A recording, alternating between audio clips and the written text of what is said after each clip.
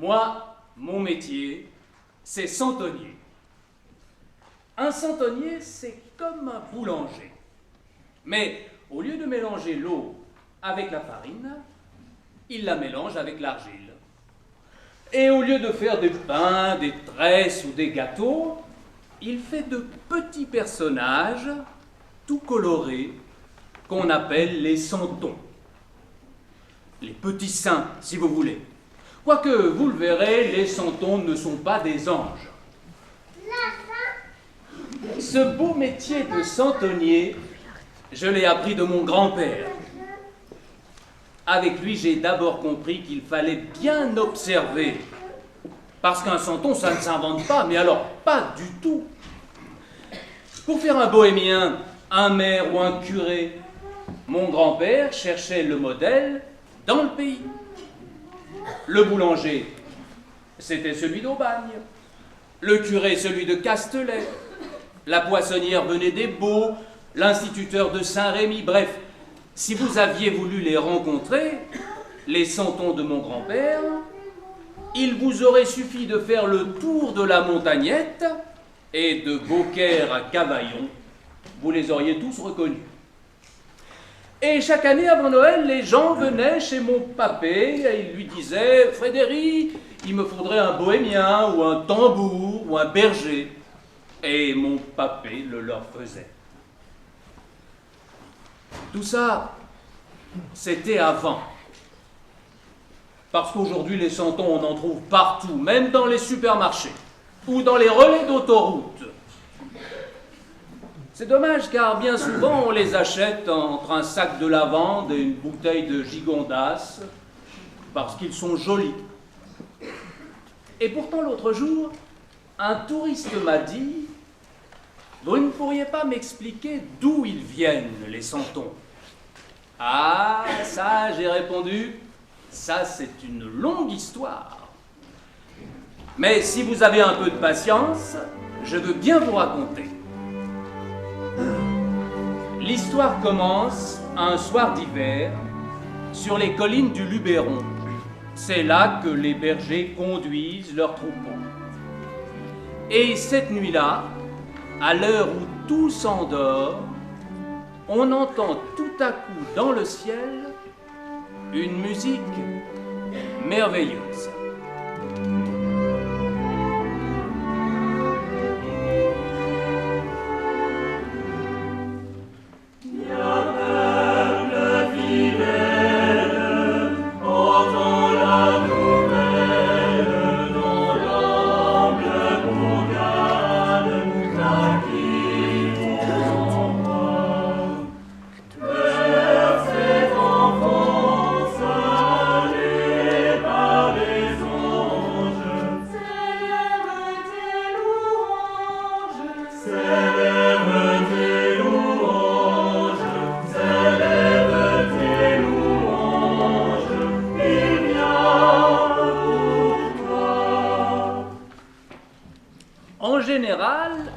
Avec ce chant, il y a un berger qui se réveille.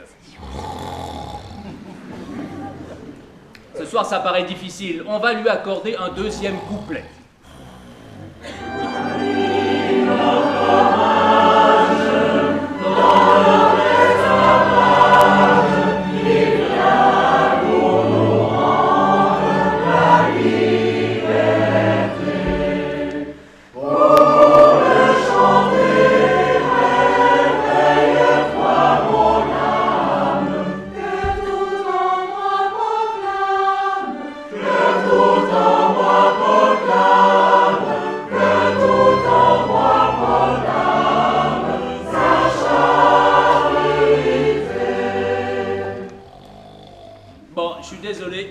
J'intervienne. Du temps de l'Évangile, les bergers se réveillaient, mais les temps ont changé. Nicolas. Nicolas. Il faut te réveiller. Nicolas. Nicolas! Oh là! Mais qu'est-ce qui m'arrive? Pardonne-moi, Nicolas, mais ça fait plus d'une heure qu'on chante au firmament et toi tu dors comme si de rien n'était. Si tu ne te réveilles pas, il n'y a plus de pastorale. Quelle pastorale? Nicolas, ce soir c'est la Noël, tout le monde t'attend, regarde. Même les étoiles juste au-dessus de toi. Tu la connais celle-ci? L'étoile du berger. Oui. Tu vois comme elle te fait de l'œil.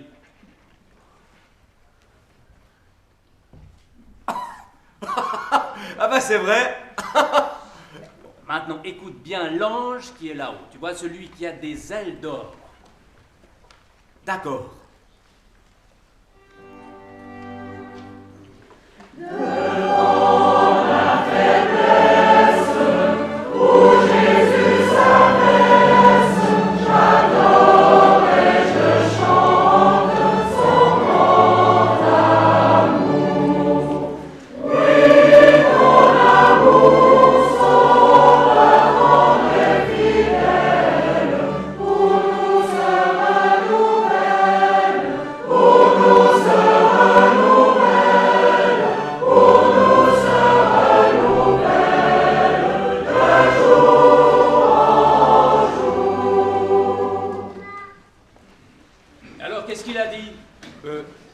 Que le Fils du bon Dieu est né tout près d'ici à Bethléem et que tout le village est invité à lui présenter ses hommages.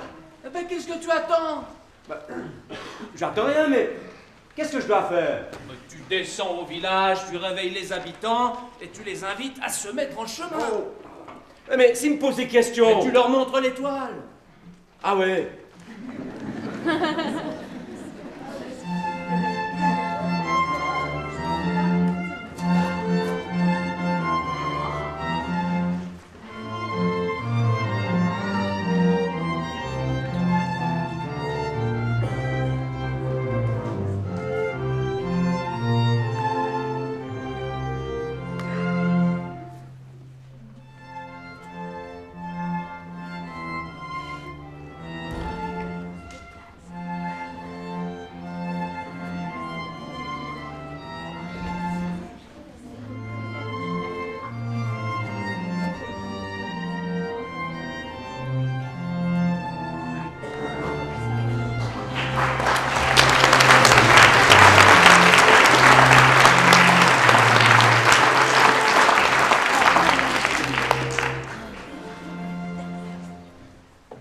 Étonné de ce qu'il vient d'entendre, Nicolas ne remarque pas, à l'entrée du village, une ombre qui se cache furtivement à son approche. C'est le gendarme. Chaque nuit, depuis 2 semaines, il fait le guet pour attraper le bohémien. Mais chaque nuit, le bohémien prend un autre chemin et le gendarme rentre bredouille. Seulement cette fois, il se dit, en voyant une ombre sur la place, que le grand soir est arrivé et que dans un instant, il va pouvoir entrer fièrement à la mairie avec son bohémien. Oh, plus en reste, mon gaillard, ou tu es mort. Mais qu'est-ce que c'est? Qu'est-ce qui vous prend, brigadier? J'ai rien fait, moi. C'est ça, ose dire que tu n'as rien fait. Alors que depuis 2 semaines, on a vu disparaître 28 poules au village.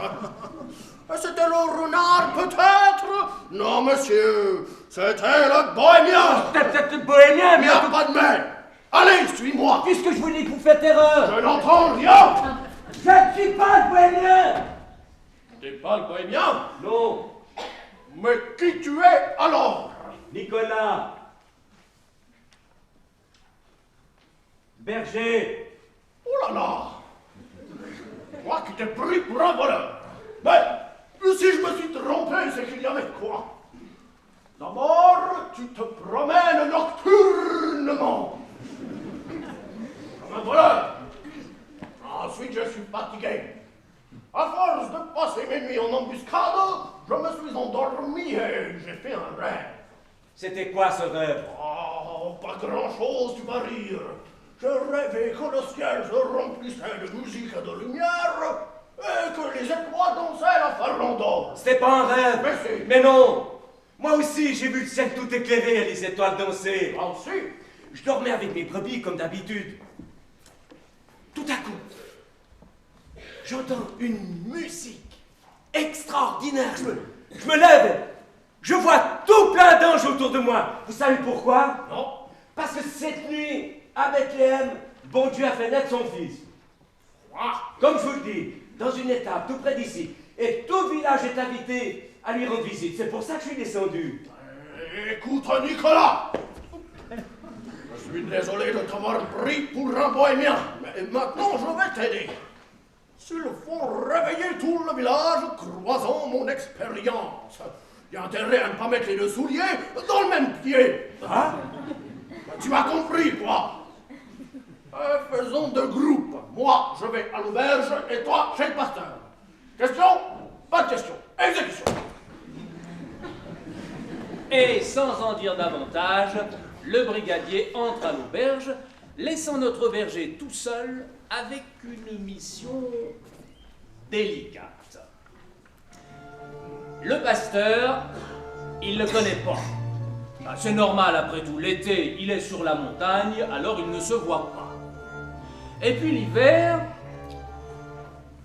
l'hiver, il ne se voit pas non plus. Allez savoir pourquoi. Mais quand ils s'aperçoivent, ils se saluent de loin. Seulement maintenant qu'il faut le déranger à la minuit passée, enfin on verra bien. Quand Nicolas arrive devant la porte, il sonne bien poliment pour ne pas déranger tout le monde.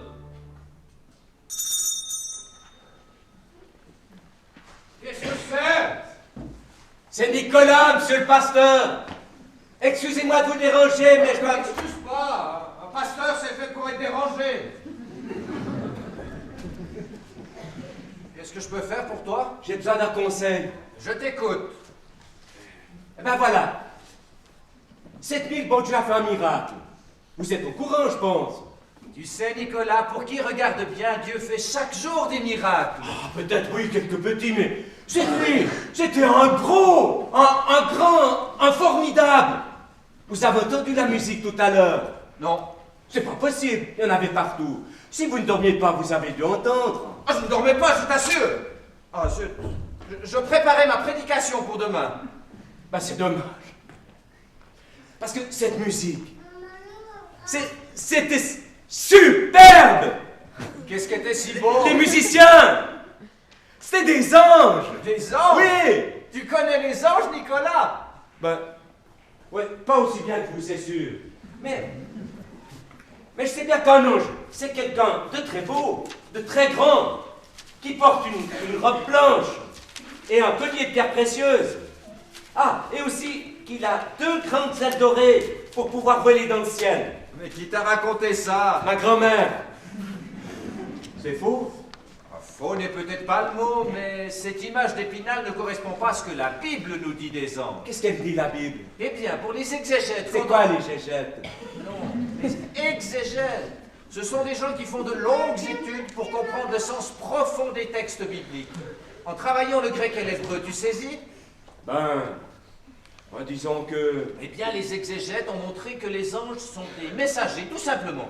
Un peu comme des facteurs, si tu veux. Et ce qui importe, ce n'est pas tellement leur costume, mais le fait qu'ils établissent un lien, une communication entre Dieu et les hommes. Écoutez, vous avez fait des études. Vous avez vos raisons pour dire ce que vous dites, mais... Moi, je crois pas que les anges sont des facteurs. Pourquoi? Parce que cette nuit dans le ciel, il n'y avait pas de vélomoteur. Bien répondu.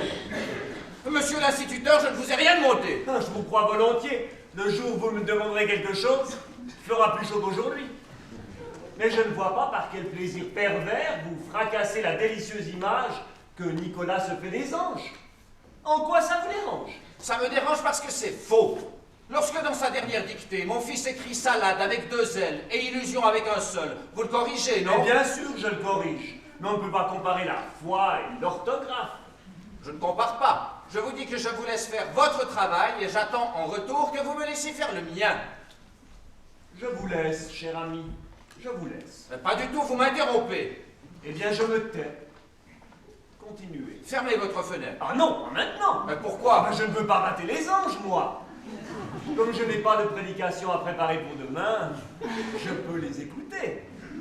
C'est facile, enfin, je supporterai une fois de plus vos colibets. Pardonne-moi, Nicolas. Tu voulais un conseil. Mais oui, les anges disaient, cette nuit, à Bethléem, un sauveur vous est né, annoncer la nouvelle et aller l'adorer. Je me suis dit, pas de temps à perdre, je vais réveiller le village et on se met en route. Mais j'ai tout de suite pensé, attention Nicolas, le village, c'est pas ton troupeau, c'est celui du pasteur. Alors je viens vous voir, il me semble que ça serait mieux que vous les invitiez vous-même. Ouais, vous me direz que dans la Bible c'était les bergers, mais les pasteurs n'existaient pas. Qu'est-ce que vous en pensez? D'abord, merci de l'invitation. Ensuite, il me faut réfléchir. Là, entre nous, il est mal pris. S'il invite ses paroissiens, c'est qu'il a cru à cette histoire, et s'il ne le fait pas, il se fait piquer son troupeau. Votre esprit d'analyse est toujours aussi brillant. Merci beaucoup. Vous savez pas quoi faire? Un peu de patience, Nicolas. Il doit peut-être consulter le conseil de paroisse, le synode, toutes ces autorités, que sais-je. Il ne peut pas décider tout seul à la légère. Il appartient à une église organisée. Écoute, Nicolas, je vais peut-être me tromper, qu'importe. Il n'y a que ceux qui ne font rien qui ne se trompent jamais. Eh bien, c'est d'accord. On va rassembler tout le monde et partir jusqu'à Bethléem. Laisse-moi juste un peu de temps pour me préparer et je viens. Monsieur le pasteur, chapeau. Oh, vous. Non, non, je ne plaisante pas. Depuis que je vous connais, c'est la première fois que je vous trouve aventurier. Et j'entends fêter ça. Moi aussi, je vous accompagne. Attends-moi, Nicolas, je te rejoins dans la cour.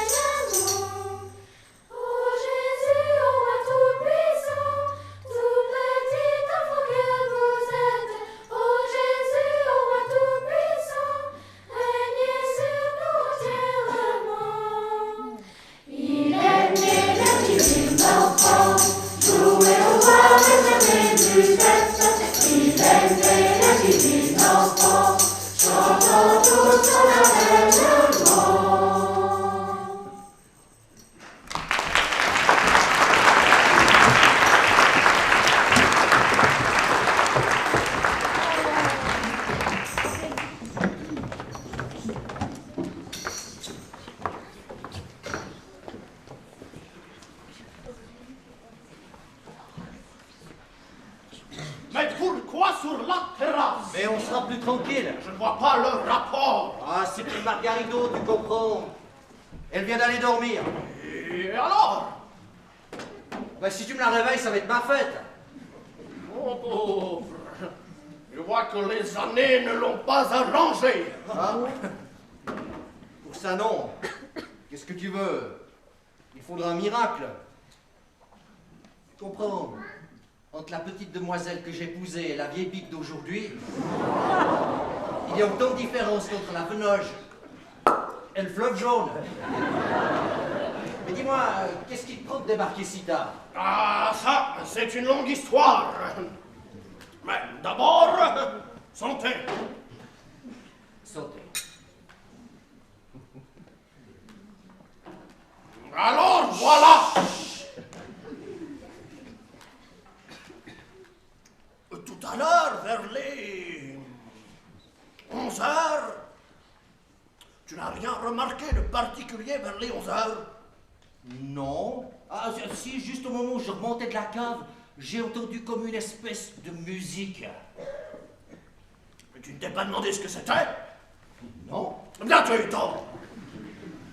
Moi, je guettais le bohémien. Mais j'étais tellement fatigué que je me suis endormi. Et j'ai fait un rêve. Enfin, j'ai cru que je rêvais. Tu vas voir. Tout à coup, j'ai vu le ciel tout illuminé. Et des centaines d'anges qui chantaient. Des centaines? Des milliers. Des dizaines de milliers. Un embouteillage d'anges. Ah, tu plaisantes. Est-ce que j'ai une tête à plaisanter? Non, pas vraiment.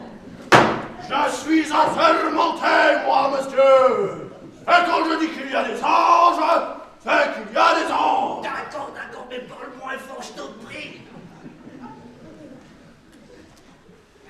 Qu'est-ce qu'ils disaient, ces anges?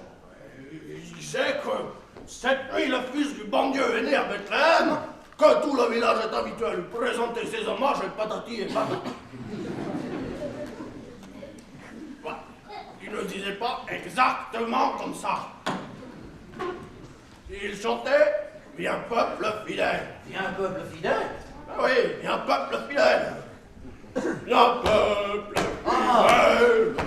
Entends la nouvelle dans l'humble bourgade naquit ton roi. Versez ton conseil. Bravo! Un faiseur de tabac, c'est le brigadier à présent. Aïe, aïe, aïe, aïe, aïe, aïe. Je vous demande bien pardon, Margarito, mais moi, je ne qualifierais pas un cantique de tapage. Surtout si, comme vous, j'étais tous les dimanches au culte. Mais les cantiques sont faits pour l'église, pas pour être braillés à 1h du matin. Et toi, qu'est-ce que tu fais? Mais je balaye, Margarito, je balaye. Oh, pas comme ça, pistachier. Allez, passe-moi ce pain. Ça suffit, J'ai mon feu, goûter là. ma mère. Ah, mais si seulement j'avais goûté ma mère. N'épouse pas en bistroquet, qu'elle me disait. N'importe qui, mais pas en bistroquet. Tout le travail sera pour toi. Les enfants, la cuisine, la salle. Et il sera toujours assis avec la clientèle. Moi, je ne la croyais pas, bien sûr. Je me disais, on ne peut pas passer ses journées à boire. À la fin, on doit se lasser. Eh bien, je me trompais. Pistachier ne se lasse jamais. Voilà 30 ans qu'il boit. Et il a encore soif. Allez, poussez-vous là. Viens, arrête la radio. Mais y a pas la radio. C'est les anges, c'est les anges. Mais pourquoi pas Céline Dion? Oh non! Arrêtez de balayer comme ça, écoutez! Écoutez!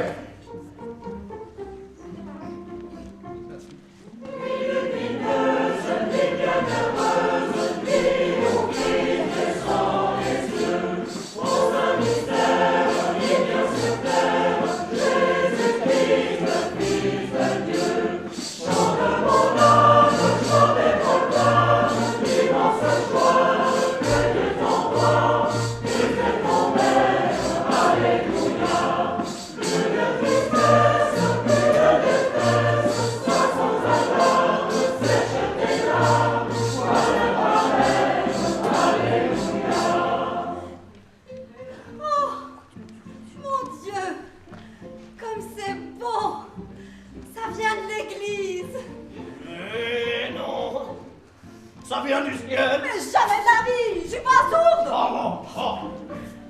Attendez! Pistachier, si on allait jusqu'à la mairie. Je viens aussi. Oh bah non. Pourquoi? Mais tu t'es regardé ton chemise. Elle n'est pas belle, ma Si, chemise. si, mais- Allez, avance.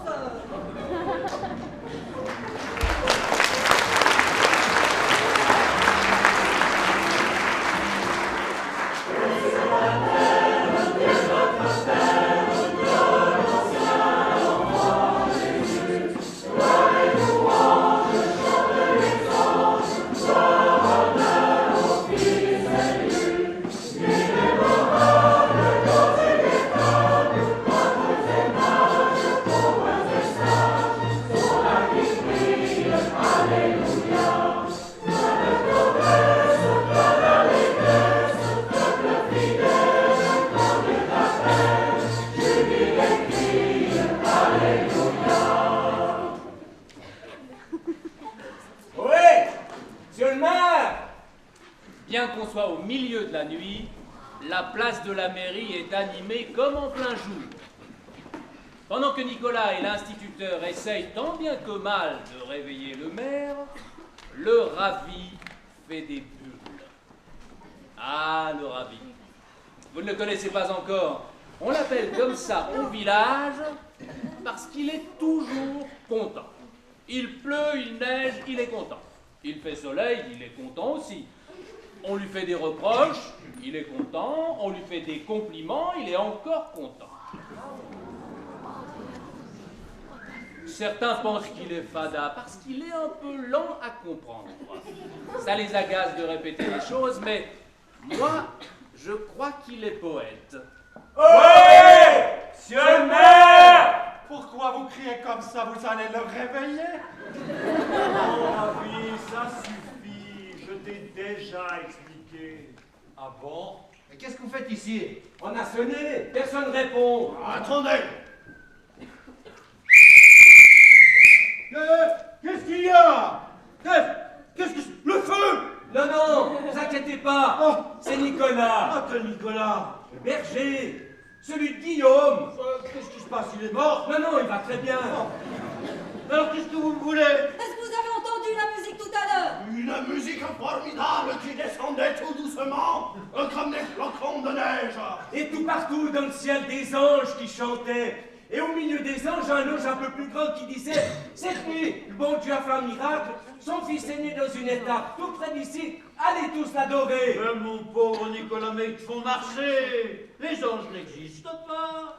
Brigadier, dites quelque chose. Vous aussi, vous les avez vus. Ah, moi, ce que j'ai surtout vu, c'est que les gens de Cuernon et ceux de la vallée étaient déjà sur le chemin. C'est sûr de ce que tu dis, Frisquet? Pardon? Cuernon, c'est ça.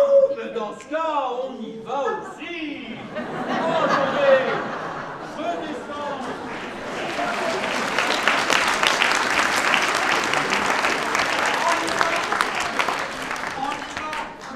Attendez, il descend. Ah, mais d'abord, on s'organise.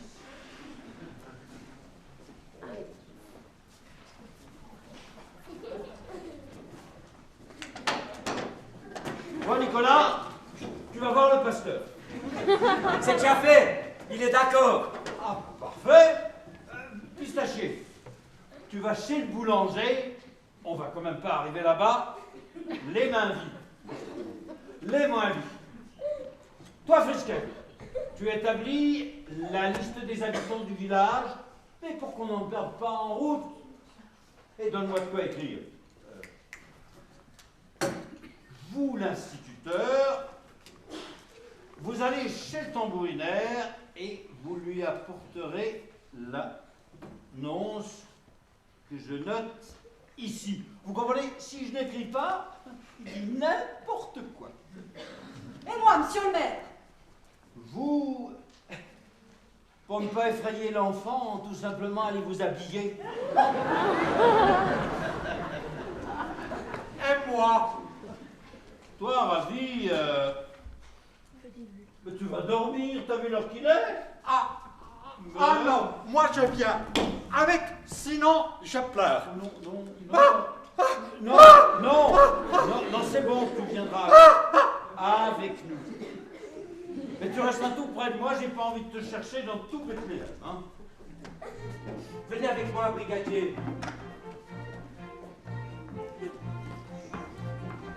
C'est vrai que les gens de Quarnin et de la vallée sont déjà en chemin. Chut. Vous savez y faire avec le maire. Qu'est-ce que tu veux? Je le pratique depuis 10 ans.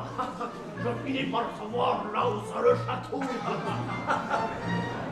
Les passereaux ont jeté la soirée, les passereaux ont tenu le bureau, où chacun d'eux a gardé sa pensée, tant qu'à la fin, promesse fut donnée, d'aller, pour voir le nouveau-né, d'aller, pour voir le nouveau-né. En un instant, tout un chacun s'apprête, en un instant, par un fort mauvais temps. Mais c'est de vrai que rien ne les arrête, ces montagnards qui n'en font qu'à leur tête. Ils vont, sans même un capuchon. Ils vont, sans même un capuchon. L'instituteur a traversé tout le village et après le pont des tanneurs, il est arrivé chez le tambourinaire.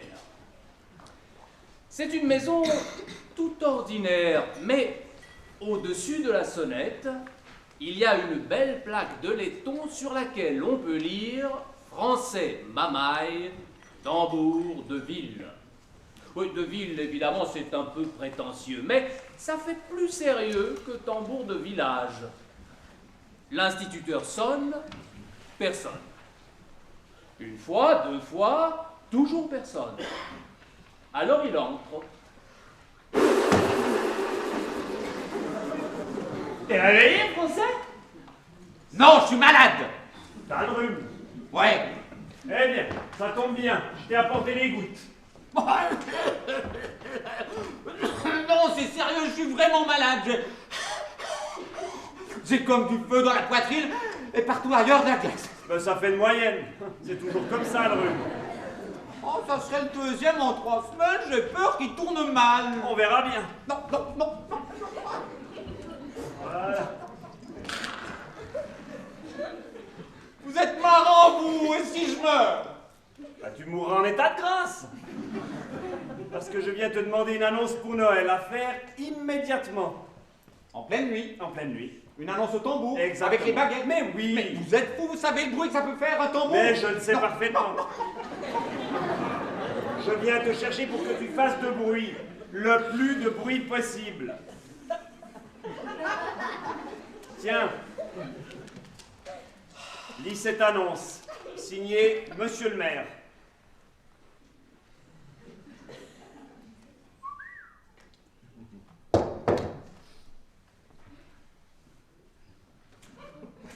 Le petit tour ou le grand tour? Quelle est la différence? Ah, par le prix. Avec le petit tour, je m'arrête 3 fois. L'école, l'église, le café. Mais avec le grand tour, je m'arrête 15 fois. Oh non, ça on n'aura jamais le temps.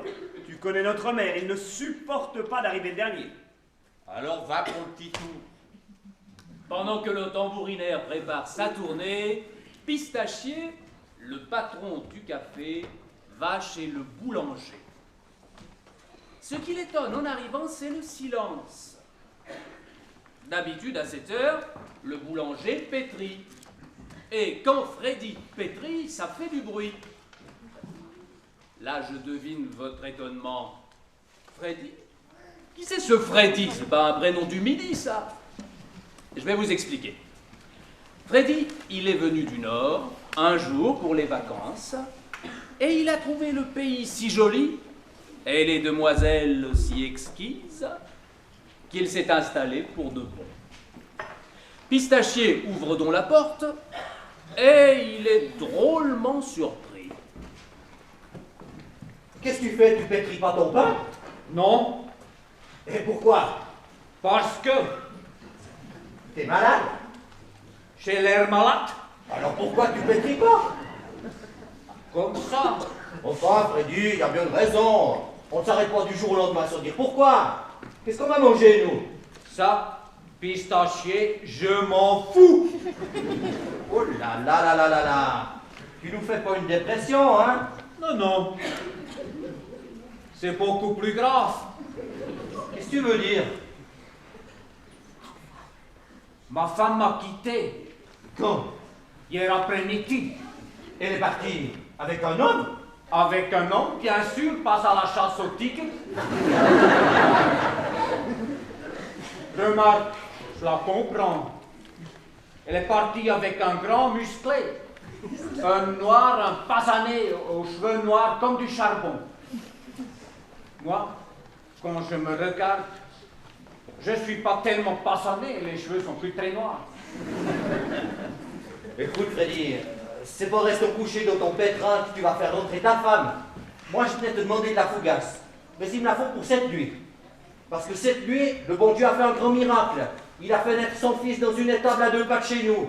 Alors, bien sûr, on va aller lui dire bonjour. Et comme ta fougasse, c'est la meilleure du canton. Tu voudrais bien de ma fougasse pour le bon Dieu? Mais oui, je veux de la fougasse pour le bon Dieu pour toi de ta part. Eh bien, si le bon Dieu veut goûter ma fougasse, il n'a qu'à me rendre ma femme.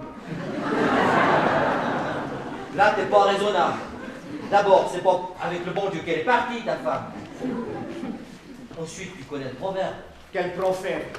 Aide-toi, le ciel t'aidera. Allons, un bon mouvement. Je suis sûr que le petit sera pas ingrat. Et quand il te dira, Freddy, est-ce que je peux faire quelque chose pour toi? Eh ben, toi, évidemment, tu sauras quoi lui répondre. Allez, on y va.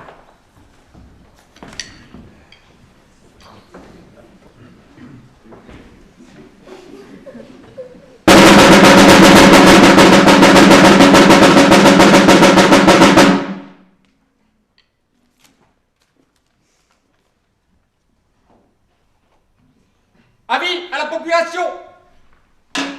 Monsieur le maire d'Aubagne a l'honneur d'informer la population que les chants et musiques entendus cette nuit annonçaient une nouvelle d'importance. Cette nouvelle, c'est qu'hier soir, dans la ville de David, un sauveur nous est né, un fils nous est donné. Et puisque Bethléem n'est pas très loin d'ici, la mairie organise un voyage en commun pour permettre à chacun d'aller présenter ses hommages. Le maire sera accompagné de monsieur le pasteur et de l'instituteur.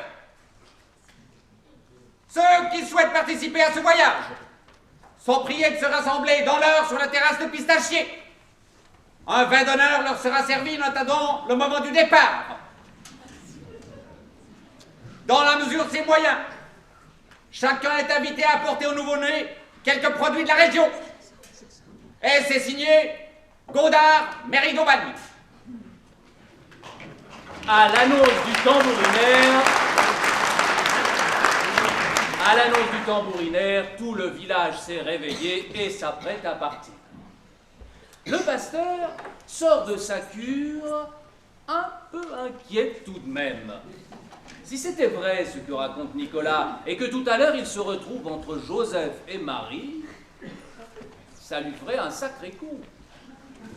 En passant devant chez Vivette, il la voit qui travaille encore. À 7 heures de la nuit. Qu'est-ce que tu fais, Vivette? Tu n'as pas entendu la nouvelle? Si, mais j'ai tellement de linge à laver que je pourrais jamais y aller. Tu finiras plus tard. Ça doit être pour demain. Veux-tu que j'en parle à ta patronne? Autant parler à Caillou. Elle est terrible, Margarito. Personne n'ose lui dire tête, même pas Pistachier, il se tait. Et si tu t'en vas sans rien dire? Pour me faire envoyer? Mais quand elle aura Mais vu, c'est bien. quand elle aura vu le petit, elle sera peut-être autrement. Oh, ça m'étonnerait. La semaine dernière, elle a bien renvoyé 2 filles. Il lui suffit de rien, un mot de travers, une pécadille. Et aussitôt, elle vous renvoie. Non, il vaut mieux que je reste. Écoute, Vivette, si tu restes, moi je n'aurai pas le cœur de partir. Réfléchissons, il doit bien y avoir moyen de lui faire entendre raison. Vous pouvez toujours essayer, vous verrez comme elle est facile. Et si je t'aide à faire la lessive? Vous? Moi? Ah, tu penses que je n'y arriverai pas? Si, peut-être, mais regardez, il y en a pour un moment. Ah, mais t'as raison, cherchons une autre idée.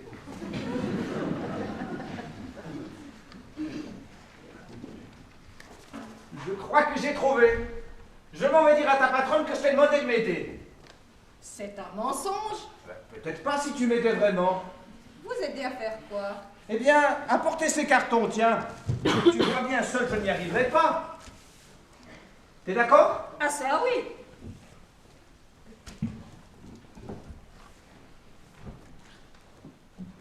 Qu'est-ce que vous emportez? C'est toute ma collection de brassières et de grenouillères. Vous les collectionnez? Non, c'est une expression. Mais si j'en ai autant, c'est parce que j'en achète chaque année, pour faire plaisir aux dames de la couture.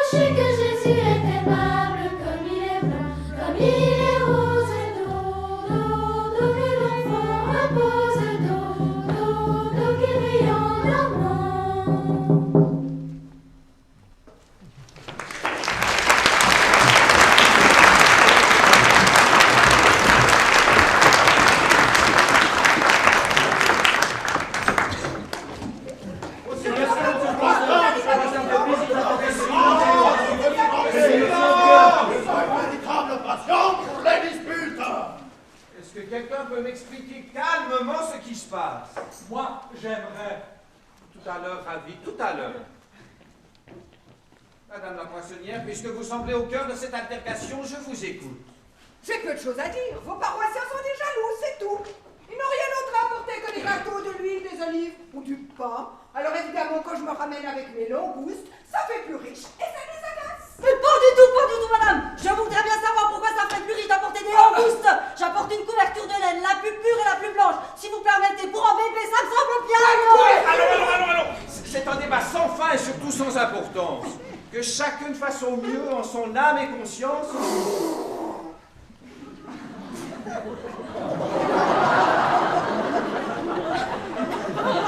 Sans se préoccuper du choix de sa voisine.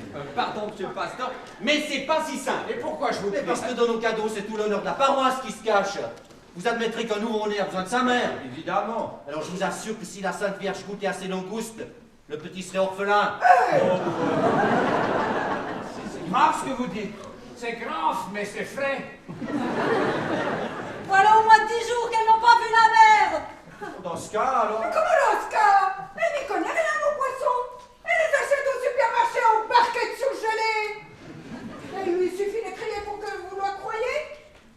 Là, franchement, vous m'étonnez. En tout cas, c'est bien simple, si elle emporte ses langoustes, moi j'y vais pas. Mais vous entendez, il est inquiet. Bel a tort. Il a peut-être tort, mais il faut le prendre où il est. Est-ce que vous pouvez au moins entendre son inquiétude? Un peu que je l'entends près comme un sourd. Écoutez, madame la poissonnière, je suis certain qu'en magasin, vous avez de très bons poissons. Évidemment. Du thon, du rouget, du saumon. Oui, j'ai toujours de tout. Eh bien, prenez du saumon, que nous voyagions en paix. Bon, je veux bien parce que c'est vous, mais à une condition. Monsieur le pasteur, je vous invite à aller manger chez moi ces langoustes et vous verrez. tout à coup, un silence de mort s'abat sur le village. La bohémienne est arrivée. Ah, celle-là, il s'en serait bien passé.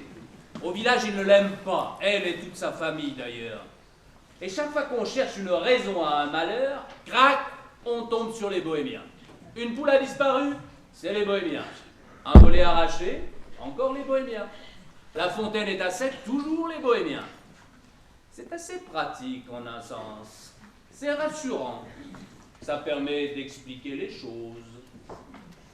Eh bien, qu'est-ce qui vous arrive? Vous voilà muet tout à coup. C'est moi qui vous fais peur? Qu'est-ce que tu fais ici? Je vais voir le petit. Qui t'a incité? Et qui t'a dit que nous partions? T'es passé chez les bohémiens français. Jamais de la vie. Alors comment elle sait? Mes cartes? Je te crois pas. Tu voudrais une démonstration? Oui. Non. Tu as tort de te méfier. Je suis pas sorcière. Je tire les cartes et je les lis, c'est tout. Si vous ne me croyez pas, je suis prête à vous montrer. Pas maintenant, nous avons autre chose à faire. Mais nous n'avons rien à faire, au contraire. Nous attendons que les derniers soient réveillés. Allez-y. Ils en meurent d'envie.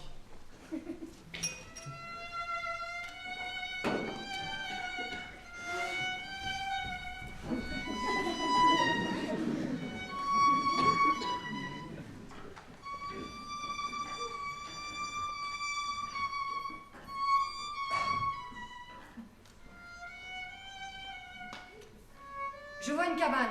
Non, une étable, avec un âne et un bœuf. Tout près d'ici, à Bethléem. Et dans la mangeoire, il y a un enfant. C'est vrai ce qu'elle dit? Au-dessus de l'étable, il y a une étoile qui vient de loin. Elle me semble reliée à quelque chose de loin. De très loin, au-delà des collines. Ah, je vois. Je vois 3 mages qui cheminent à dos de chameau. Non, de dromadaire. Oh! De dromadaire ou de chameau? Regarde l'étoile, et ils cheminent dans sa direction. Et devant l'étable, il y a déjà tout un attroupement. Des gens de Quarnon? Ah, ça, je peux pas dire, je les connais pas. On dirait des bergers. Je vois pas pourquoi vous l'écoutez. Chacun sait bien que le bon Dieu ne parle jamais par des cartes. Et que c'est avec des raisonnements comme le tien qu'on crée le racisme ordinaire. Attention, messieurs, attention. Pas de grands mots, d'insultes au soir de la Noël. Oh, Madame la bohémienne, continuez. Je vous en prie. Dans la Bible, autour de la crèche, on dit qu'il y avait des bergers. Ceux-là, vous les aimez parce qu'ils vous ressemblent. Mais si je me souviens bien, quelques jours après, il y a aussi des mages. Des magiciens. Et personne ne leur interdit d'entrer sous prétexte qu'ils ont pris la route sans le conseil d'un ange. Et tant que moi, je vous en prie. Qu'est-ce que vous en dites, monsieur le pasteur? Je pense qu'elle a raison. Mais personne ne possède toute la vérité. Les bohémiens font chaque année un pèlerinage au Sainte-Marie. Quand il s'agit d'aller à Bethléem, il me semble normal qu'une bohémienne soit du voyage. Tout ça, c'est bien joli. Mais moi, j'ai connu les bohémiens voleurs de poules, voleurs d'argent et même voleurs d'enfants. Écoute, c'est ton métier qui veut ça, brigadier. Mais les braves gens, tu les rencontres peu. Non, non. Laissez-le dire. À nous autres, les bohémiens, nous n'avons pas toujours été honnêtes. C'est vrai que quelquefois on a mangé vos poules. Mais pas aussi souvent que certains le prétendent. Seulement ce soir, après les cartes, le bohémien et moi, on s'est dit que c'était fini. Et même qu'on allait vous payer toutes les poules qu'on a volées. Alors voilà, 16 poules à 6 francs. Ça fait 96 francs. Bien. Merci. Ben, que tous ceux qui ont été volés s'approchent. Pistachier, tu m'as pas dit qu'on t'a volé une poule? Non, non, elles sont toutes au poulailler. Toi, français? Les miennes aussi, je crois. Monsieur le pasteur? Margarino? Boulanger? Enfin, il doit bien y avoir quelqu'un qui manque une poule. La bohémienne a dit qu'ils en ont volé 16. Vous voyez, chère madame, mes administrés sont parfois timides. C'est leur manière à eux de se montrer généreux. Ils ont entendu les anges cette nuit et probablement qu'ils ont décidé que la page était tournée et qu'ils allaient cesser de vous accuser de tous leurs maux. Bon, c'est discuté. Maintenant, on s'en va. Hein. T'as contrôlé la liste? Tout le village est là? Le village, monsieur le maire. Attendez, il manque l'aveugle. Elle a raison, l'aveugle. Mais pourquoi voulez-vous l'emmener? De toute manière, il ne voit rien. Et ça va vous ralentir. Mais le chemin est long, hein. Ah, vous avez dit que c'est tout près. Oh, c'est tout près quand on y voit clair. Laissons-le dormir, après on lui racontera. Voilà. Oh non, vous n'allez pas faire ça. Monsieur le maire, vous pouvez pas le laisser tout seul. Peut-être, mais j'ai horreur d'arriver le dernier, et puis de toute façon, on ne peut pas contenter tout le monde et son père. Hein. Très bien. Alors moi, j'irai te chercher. Bonne idée, Nicolas. Et puis après, vous nous rattrapez. Tambourinaire, tambour.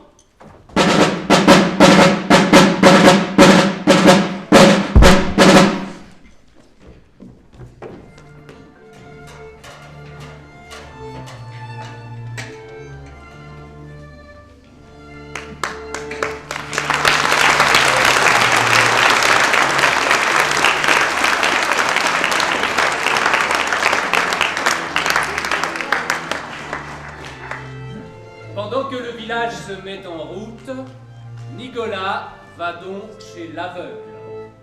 Ah, celui-là, son histoire est bien triste. Ça fait plus de 20 ans qu'il a perdu la vue, et au village, c'est comme s'il n'existait plus. Quand il avait des yeux, tout le monde l'appelait « Siméon, ma petite se marie, on voudrait refaire sa chambre. » « Siméon, mes bêtes sont à la montagnette, quand est-ce que tu redonnes un coup de neuf à mon étable? Siméon !» Siméon par-ci, Siméon par-là. Et lui, avec 2 seaux et 3 rouleaux, il faisait de petits miracles. Les vieux murs tristes et sombres resplendissaient, comme à Noël. Et puis un jour, en voulant gagner du temps, il a brûlé ses yeux à la chaux. Et depuis ce jour, il attend. Il écoute le village comme on écoute un cœur. Vous êtes réveillé? Avec cette musique, je ne pouvais pas dormir. Jamais je n'ai entendu quelque chose de si beau. J'avais l'impression d'une musique suspendue à un fil. Ben, c'est un peu ça. En fait, c'était des anges. Des anges?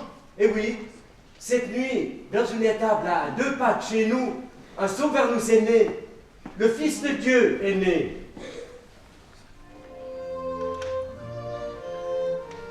Une voix crie dans le désert. Préparez le chemin du Seigneur, faites-lui des sentiers bien droits. Toute vallée sera comblée, toute montagne et toute colline seront abaissées, les courbes de la route seront redressées, les chemins défoncés seront remblayés, et tout le monde verra le salut accordé par Dieu. Lorsque mes yeux voyaient, j'ai appris des textes par cœur. Oh, pas beaucoup, pas assez. Mais ce sont eux qui m'accompagnent dans ma nuit d'aujourd'hui. Comment tu t'appelles? Nicolas. Je suis le berger de Guillaume. Et tu pars pour Bethléem? Exactement. C'est pour ça que je viens vous chercher. Ah, c'est très gentil, mais tu sais, un aveugle, ça ralentit. Ça casse un peu la joie. Et puis, j'ai toujours besoin de quelqu'un, je ne vois plus rien. Vous voyez plus avec les yeux, mais vous voyez avec le cœur. Et je suis sûr que ce petit, c'est justement avec le cœur qu'il faut le regarder. Ah, tu as peut-être raison. Mais je marche si lentement. Vous inquiétez pas, nous avons tout le temps. Et je dois me changer. Pas du tout. Dans la Bible, on ne dit nulle part que les bergers se seraient changés. On dit seulement qu'ils sont partis joyeux. Bon, c'est d'accord. Attends-moi, je descends. Et ils s'en vont sur le chemin, à travers la campagne, tout éclairé d'étoiles.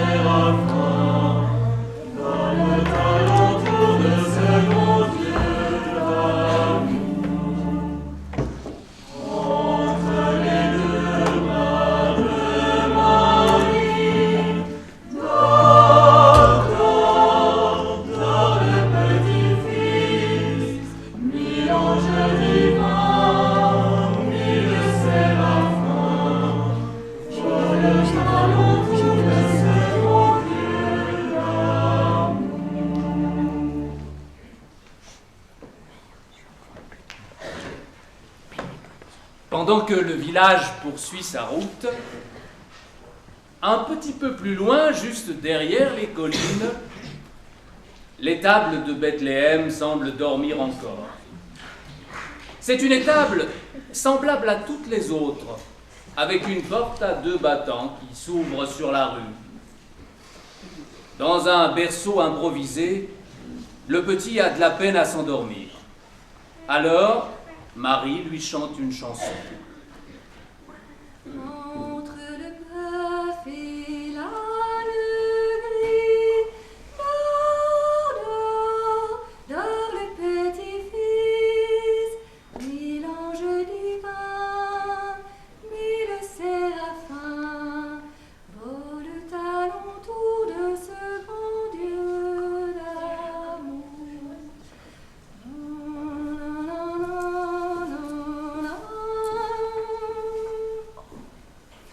Joseph, enfin, je t'attendais. Regarde le petit. Ah, on dirait qu'il ne respire plus. Il dort. Il dort, c'est tout. Tu es sûr? Ah, j'ai tellement peur de me tromper. Regarde-moi cette paille. On dirait qu'on vient de la couper. J'ai dû faire tout le village pour en trouver, c'est pour ça que j'arrive si tard. Ah, tu verras. Cette nuit, nous allons dormir comme des rois. Et crois-moi, notre petit n'aura pas froid. Et les draps? Tu as trouvé des draps? Et j'en trouverai. J'en trouverai.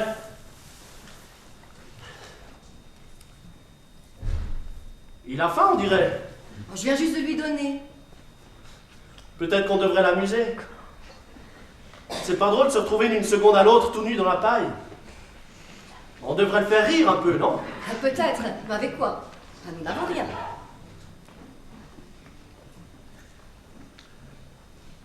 Seigneur,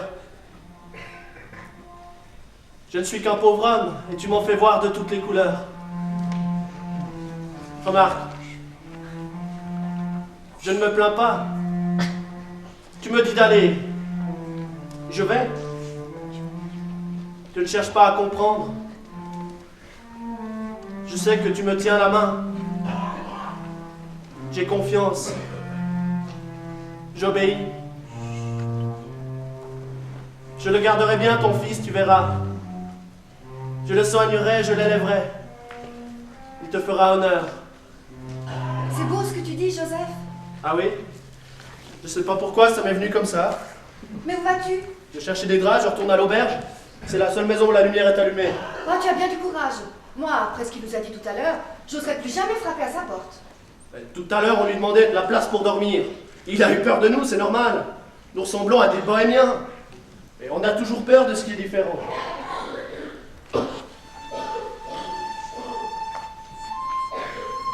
Mon âme magnifie le Seigneur, et mon cœur est en joie. Toutes les nations me diront bienheureuse. Le Tout-Puissant fait pour moi des merveilles. Saint est son nom. Il a visité sa servante. Sa miséricorde s'étend sur tous ceux qui le craignent. Son bras est fort. Il disperse les orgueilleux. Il abat les puissants. Il élève les faibles. Il comble de bien les affamés. Il dépossède les repus. Il se souvient de la promesse faite à Abraham et à ses fils qui ne sont plus. Le Tout-Puissant fait pour moi des merveilles. Saint est son nom. Comment vous n'avez pas l'adresse? Eh bien non, madame. Pourquoi? Mais parce que le spécialiste, c'est le pasteur. Et où est-il? Est-ce que j'en sais rien? Demandez à l'instituteur. Pasteur. Ah, ravi. Tout à l'heure, j'en prie. Joseph! Joseph! Qu'est-ce qu'il veut? Que je viens avec vous, mon lettre d'amour! Pasteur. Ravi, je suis à toi tout de suite. Fillette, as-tu fait quelque chose? Non, l'armée est sans issue. Mais je crois qu'on sait arriver. Non, non, j'ai encore fait semblant. Hein. Je me souviendrai, c'était quand même un trou. Et de la possible et quand on ne peut pas lire. Monsieur le maire, Oui. on n'arrivera jamais. Moi, je crois qu'il faut vous renseigner auprès de votre collègue. Moi je veux bien, mais tu sais où est la mairie? Mais non. Eh ben alors ça nous avance à quoi? Oh bon, on continue. continuons, on finira bien par retrouver. Hein. Monsieur! Ravi, je répondrai à ta question dès qu'on sera arrivé. Ça, je te le promets, mais maintenant laisse-moi tranquille. Et puis aide-nous à chercher au lieu de tourner comme une hélice là. Dites l'instituteur, c'est quoi le nom de cette rue là-bas? Attendez. Rue Eliakim. Eliakim. Et la place, là au fond? Ça, c'est la place Zorobabel. Mais des noms à coucher dehors. Mais j'ai vraiment l'impression qu'on s'est perdu, hein. Je peux vous montrer quelque chose. Ravi, ça suffit. Oh. Viens avec moi. Viens. Il n'arrive pas à trouver l'état plus qu'en alors ça l'agace.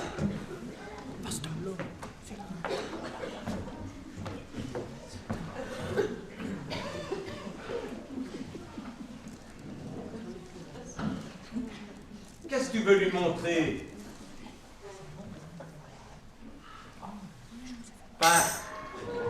L'étable. Comment ça, l'étable? C'est où est né Jésus? Tu sais où elle est? Oui. Où?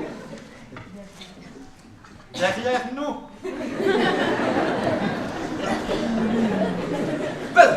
Venez par ici! Le rabbi a trouvé! Le rabbi? Oh, par exemple.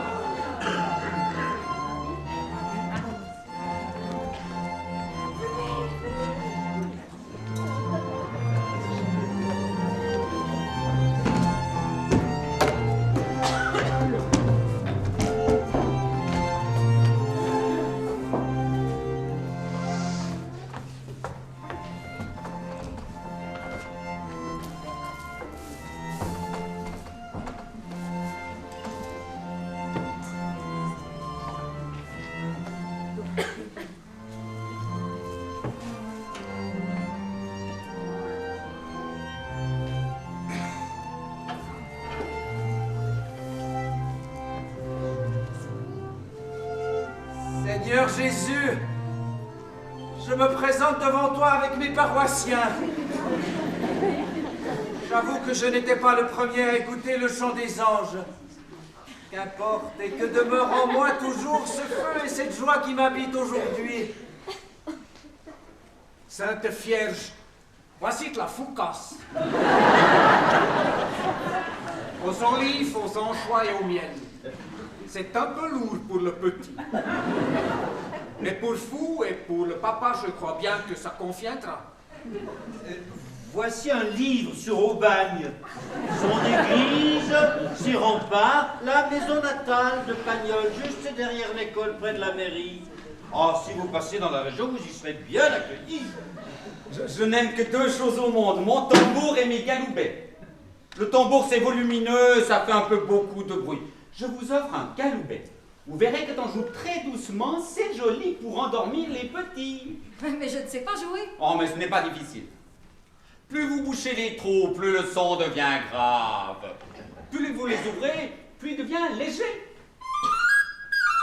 Vous voyez? Voici des brassières et des grenouillères. Voici un grand cahier pour y tracer ses premiers mots. Et une couverture de laine. Merci, merci beaucoup. Je vous ai apporté du saumon. Il y a 1000 manières de le préparer, mais je crois bien que la meilleure, c'est la mienne. Vous me faites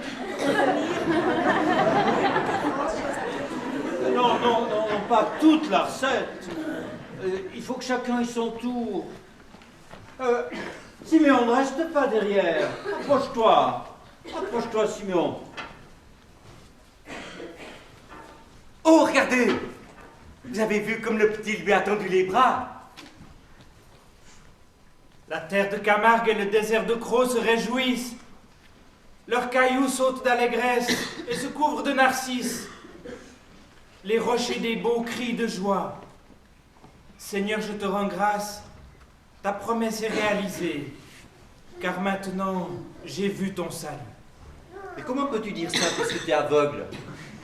Quand on a de bons yeux, c'est notre unique façon de regarder, Pistachier. Mais il y en a beaucoup d'autres.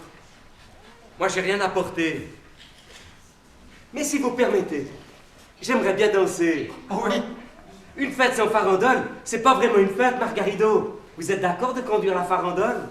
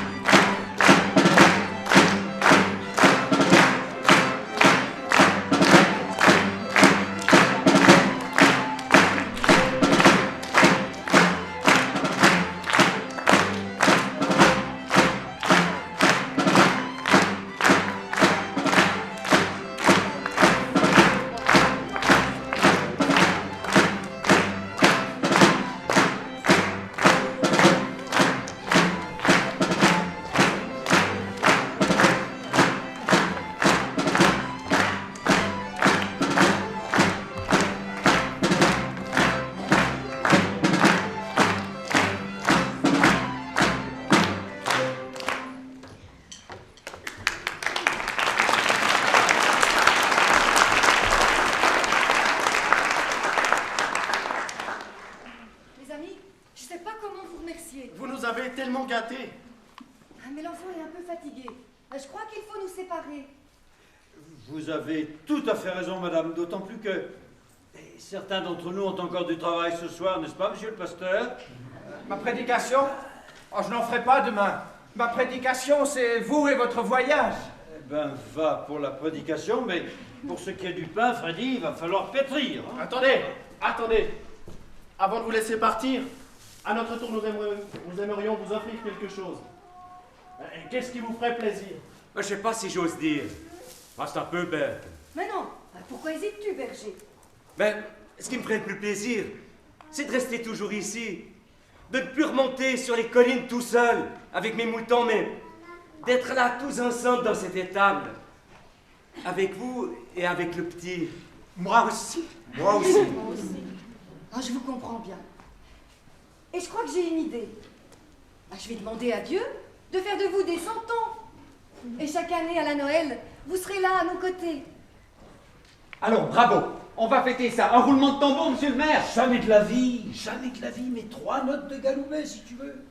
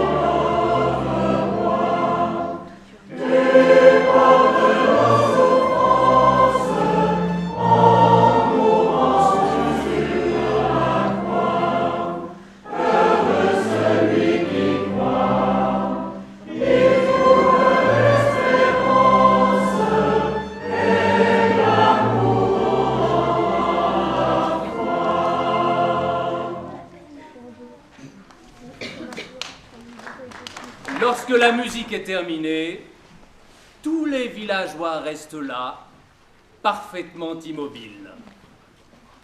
C'est qu'ils sont devenus santons, comme Marie le leur a promis. Tout à l'heure, je vous disais que c'était dommage d'acheter des santons dans un supermarché ou un relais d'autoroute. En fait, à bien y réfléchir, ce n'est pas ça qui est dommage. L'important, c'est ce qu'on en fait. Quand on abandonne un santon entre deux autres bibelots, ce n'est qu'un morceau d'argile, joliment peint, c'est tout. Les santons n'ont de sens que lorsqu'on les dispose un peu avant Noël, tout autour de la crèche. Alors avec leur naïveté touchante, avec tous les détails qui font leur personnalité, ils vous racontent l'histoire merveilleuse d'une naissance à Bethléem, à leur manière. Et Beaucaire est à 2 pas de chez vous, et Bethléem, c'est le village juste à côté. Et votre gendarme devient Saint-Joseph, et la bohémienne, c'est Marie. Pourquoi? Parce que dans la paille de la crèche, ce n'est pas une poupée qu'on a déposée, mais c'est le temps de la veillée, celui qu'ont annoncé les anges. Et à bien écouter leur histoire, vous verrez que les santons ne vous parleront pas seulement de lui ou d'eux, mais aussi de vous. Parce qu'il y a toujours quelque part un aveugle, une bohémienne ou un ravi qu'on voudrait laisser de côté, ou un berger un peu illuminé qu'on ne peut pas prendre au sérieux. Et pourtant, c'est grâce à eux que la veillée prend tout son sens. Alors, le soir de la Noël, si, à l'image des santons, vous pouvez tous être réunis, les gendarmes avec les bohémiennes, les mères avec les bergers, les pistachiers avec les margaridos, parce que c'est Noël, justement, alors vous pourrez vraiment dire « Joyeux Noël ».